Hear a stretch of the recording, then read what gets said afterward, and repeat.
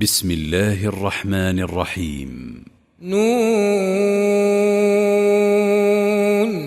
والقلم وما يسطرون ما أنت بنعمة ربك بمجنون وإن لك لأجرا غير ممنون وإنك لعلى خلق عظيم فستبصر ويبصرون بأيكم المفتون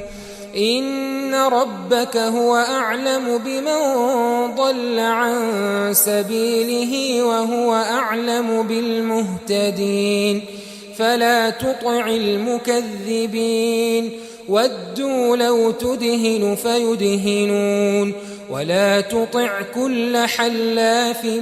مهين هماز مشاء بنميم مناع للخير معتد أثيم عتل بعد ذلك زنيم أن كان ذا مال وبنين إذا تتلى عليه آياتنا قال أساطير الأولين سنسمه على الخرطوم إنا بلوناهم كما بلونا أصحاب الجنة إذ أقسموا ليصرمنها مصبحين ولا يستثنون فطاف عليها طائف من ربك وهم نائمون فأصبحت كالصريم فتنادوا مصبحين أن اغدوا على حرثكم إن كنتم صارمين فانطلقوا وهم يتخافتون ألا يدخلنها اليوم عليكم مسكين وغدوا على حرد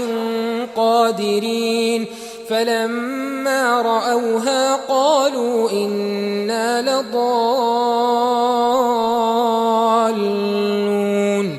بل نحن محرومون قال أوسطهم ألم أقل لكم لولا تسبحون قالوا سبحان ربنا إنا كنا ظالمين فأقبل بعضهم على بعض يتلاومون قالوا يا ويلنا إنا كنا طاغين عسى ربنا أن يبدلنا خيرا منها إنا إلى ربنا راغبون كذلك العذاب ولعذاب الآخرة أكبر لو كانوا يعلمون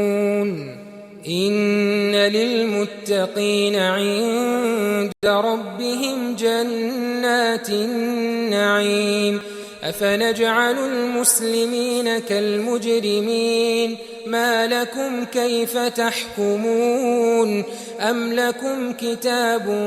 فيه تدرسون إن لكم فيه لما تخيرون أم لكم أيمان علينا بالغة إلى يوم القيامة إن لكم لما تحكمون سلهم أيهم بذلك زعيم أم لهم شركاء فليأتوا بشركائهم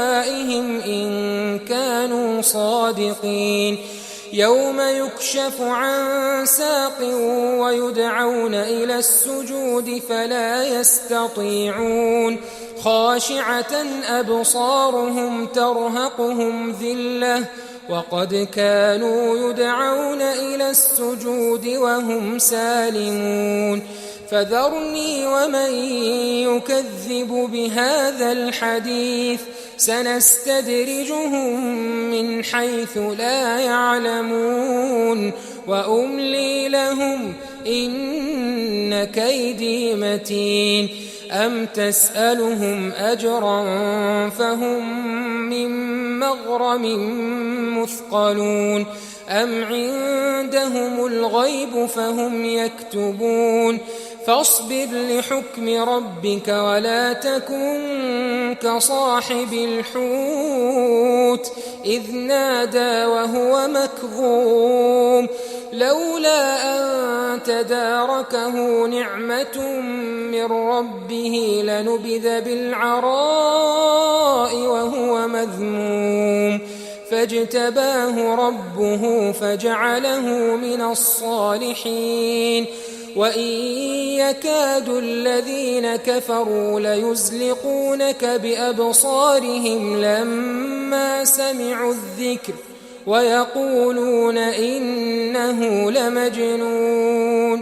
وما هو إلا ذكر للعالمين.